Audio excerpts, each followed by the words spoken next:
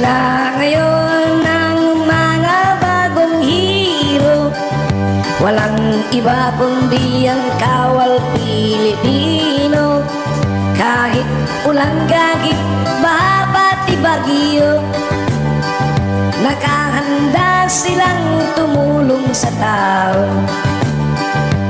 Ang mga sundalo na laging nakadestino sa mga bot na magugulo, mula Isabela, Lanao, Cotabato hanggang sa may Zamboanga, Basilan at Hulo.